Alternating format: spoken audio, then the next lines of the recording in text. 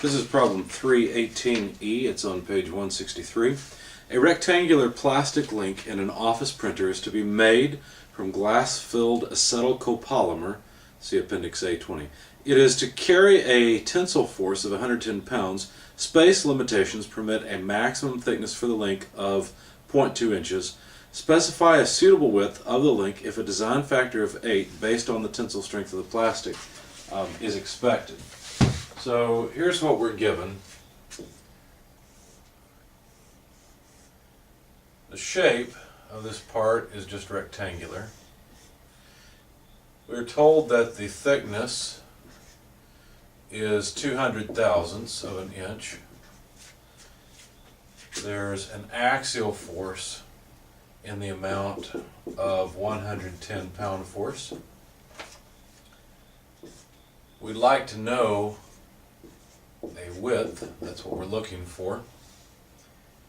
And that's it. That's what we're given. Oh, it's a glass-filled copolymer. That'll help us find material properties later. So, the first thing to do is to use the fact that we've got the glass-filled copolymer, and I'm pausing because I don't want to write the whole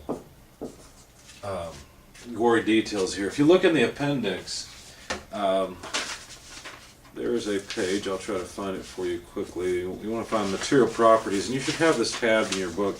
I've got the first page I've got tabbed for material properties is 715, but the plastics and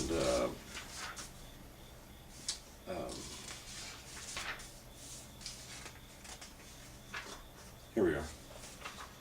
Plastics and properties of the other materials are in the back. So A20 is on page 720. That's what I was looking for. If you go down, you'll see that acetylcopolymer is listed there, and there's two properties listed there. There's a tensile strength as well as a flexural strength. Both are listed in both SI and English units, but your question may be which one should you use. Well, if you look it up, what you'll find is that the tensile strength is just like this. It's how much stress the material can take before falling apart or fracturing.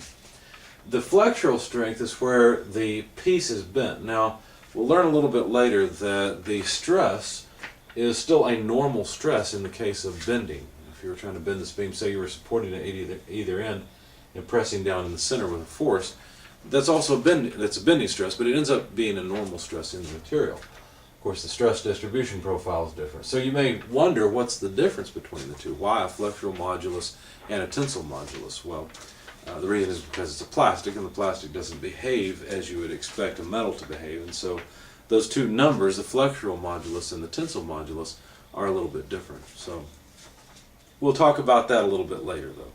So anyway, for now, we need to decide on a design factor, and I chose a design factor of 8. Why did I do that? Well, I decided that I thought that this part would be stressed repeatedly. It's inside of a printer, and there's a lot of moving parts inside of a printer. So I assume this is not just holding up a load, that it's actually moving something within the printer. Maybe it's a paper feeder or some moving part. I don't really know. They didn't give us that much information. So I went back into the book and looked for information about what design factor I should use.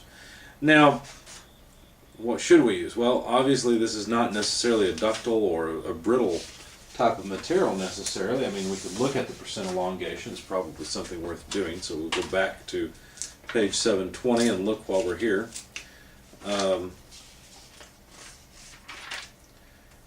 But if you look, you'll notice they don't even have a percent elongation. Now, they do have an impact strength. And so that could be a measure of how brittle versus ductile the material is, at least in metals.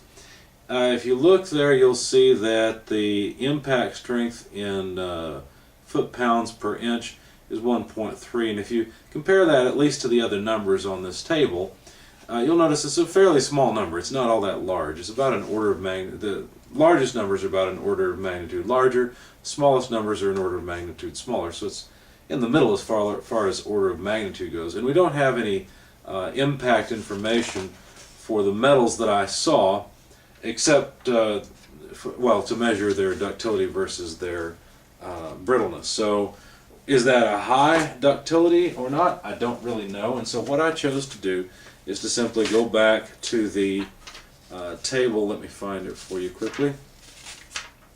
It was early on in the chapter. Here it is, page 119, table 3-2. They've got a column for ductile material and one for brittle material. I just went with ductile because, I mean, most plastics that are thermoplastic plastics, as you pull them, they'll elongate a whole lot. They'll stretch quite a lot before they fracture. And so, based on past experience, I assumed that this was a ductile material. We could look into it in more detail and make an argument one way or the other, but a safety factor of 8 basically is the factor against the ultimate strength. And you'll notice that the tensile strength is really what's given. And so basically, another way to write this is that I chose the design strength to be the ultimate strength over 8. And you'll see that on page 119 for a repeated load. And the author at this point is talking about loads. A repeated load as being something where the load is applied and then removed and applied and removed. Of course, in metals that causes fatigue. This is a plastic, so who knows how it's affected. But anyway, that's what I went with.